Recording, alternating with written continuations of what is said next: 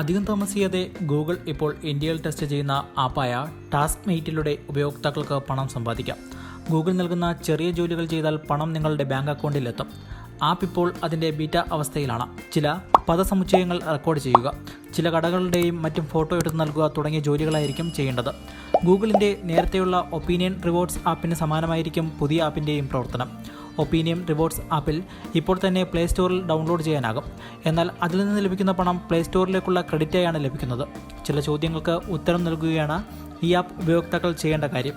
തുടർന്ന് ലഭിക്കുന്ന പണം ഉപയോഗിച്ച് പ്ലേ മൂവീസിൽ നിന്ന് സിനിമകളോ പ്ലേ ബുക്സിൽ നിന്ന് പുസ്തകങ്ങളോ അങ്ങനെ എന്ത് വേണോ വാങ്ങാം. എന്നാൽ ഇതിൽ നിന്നും ലഭിക്കുന്ന തുക പണമായി ലഭിക്കില്ല. ബാങ്കിലേക്ക് പൈസയായി പരിവർത്തനം ചെയ്യാനാകില്ല എന്നതായിരുന്നു ഇതിൻ്റെ പരിമിതി. എന്നാൽ ഇതല്ല പുതിയ ആപ്പായ ടാസ്ക് മെയ്റ്റിൻ്റെ കാര്യം. ഇതിൽ നിന്ന് ലഭിക്കുന്ന വരുമാനം നിങ്ങളുടെ ബാങ്ക് അക്കൗണ്ടുകളിൽ എത്തും. നിങ്ങൾ ചില കടകളുടെ മുൻഭാഗത്തിൻ്റെ ഫോട്ടോ എടുത്ത് നൽകേണ്ടതായി വരും. ചില കടകളെക്കുറിച്ചുള്ള വിവരങ്ങൾ നൽകേണ്ടതായി വരും. ചില വാചകങ്ങളുടെ വിശദീകരണങ്ങൾ നൽകേണ്ടതായും വരും.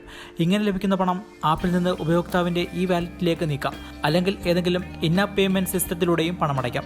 ആപ്പ് സെറ്റപ്പ് ചെയ്യുന്ന സമയത്ത് തന്നെ ഈ വാലറ്റ് വിശദാംശങ്ങളും ഉൾക്കൊള്ളിക്കണം. നിലവിൽ ഇത് ബീറ്റ വെർഷനിലാണ് വർക്ക് ചെയ്യുന്നത്.